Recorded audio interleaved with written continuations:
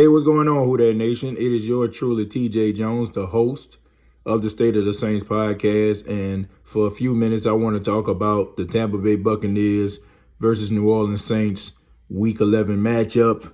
The Saints got the victory by a score of 34-17. A lot of bright spots in this game. The New Orleans Saints controlled the time of possession, holding the ball 37 minutes to Tampa Bay's 23. They ran the ball really well. They ran the ball a total of 28 times versus last week when they didn't run the ball at all. And also, I like the fact that the penalties were down. I think they only had 9 penalties. Last week they had about 12, which was very, very frustrating. There were a lot of bright spots in this game. Number one, how they utilize Alvin Kamara. I think that he's back now. The Saints gave him the ball over 20 times, and that's something that you want. Combining him in the running game and in the passing game. And because of Deontay Harris being out with a hamstring injury, he helped in the special teams department with the punt returns. So Alvin Kamara was really utilized in this game. Also, Jared Cook made some clutch catches in this game. One pass in the first quarter, Drew Brees threw to him. He got some yards after the catch. And also that touchdown in the back of the end zone. That's the trust factor that Drew Brees has with Jared Cook for him to go up and get the ball. That's the reason why the New Orleans Saints signed him in the offseason. Of course, Michael Thomas, congratulations to him. He becomes the fastest player to 90 receptions in NFL history. No player has ever got 90 receptions in 10 games. So congratulations to him. He continues to make history. I think he needs to be on somebody MVP ballot. I understand that's a quarterback award because everybody loves their quarterbacks. But what he's doing right now, if you look at the fact that Drew Brees was out and he was still catching passes from Teddy Bridgewater, and now Drew Brees coming back and his production didn't decline at all, or it didn't decline when he was catching passes from Bridgewater, you got to put this man on the MVP ballot.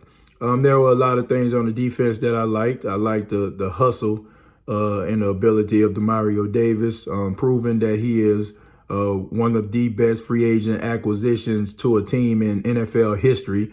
He's continuously cementing his legacy in New Orleans, and he had an interception, and he also helped out tremendously in the running game.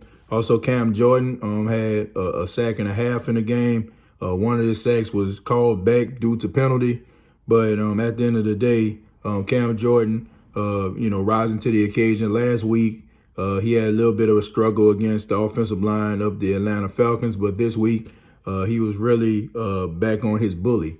And also the secondary of the Saints, they really stepped up in this game. You've seen a lot of guys in the secondary that were doing things that were very unconventional. You've seen Chauncey Gardner-Johnson, who's a regular safety, but he was playing on the outside. So that was a good thing. And also you've seen like P.J. Williams playing on the outside, and he even got an interception, and he wasn't even getting beat in the game, as much as we thought that he would. Eli Apple, he stepped up in this game, man. He was really passionate. I seen like one play where he actually stopped the pass and, he threw his helmet or whatever like that because he was so excited about it. These guys really rose to the occasion in the absence of Marshawn Lattimore, a guy that we all know that is the best cornerback, not only in the NFC, but possibly can be in the NFL. And when you lose him, it's huge. But the Saints did get 4 turnovers. Marcus Williams with the pick 6 to seal the game. Great job by those guys, man. It goes to show you right there, this team is just full of pride. They respect one another. They love one another, and they play for one another. So the New Orleans Saints, they look really good in this game. I'm glad that they got the victory.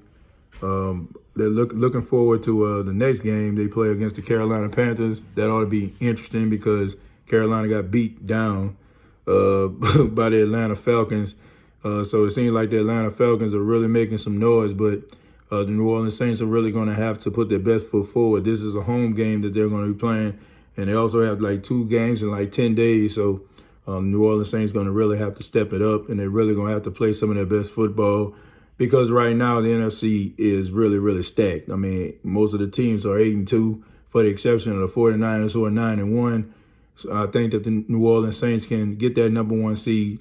But right now, they control their own destiny. The Green Bay Packers are taking on the 49ers. So if, it don't matter. If the 49ers end up winning that game or if the Green Bay Packers end up winning that game, if the Saints end up doing what they're supposed to do, they will have to match up against the 49ers and they can control their own destiny. Don't allow other teams to control your destiny. You do it yourself. And they do it by playing the way that they played against the Tampa Bay Buccaneers. That's controlling the time of possession, good balance with the pass and the run, and also playing good defense. And I think the Saints can do that. But I would like to hear from you. What do you think about this game? The Tampa Bay Buccaneers and New Orleans Saints Week 11 matchup. Comment down below. Like and share this video.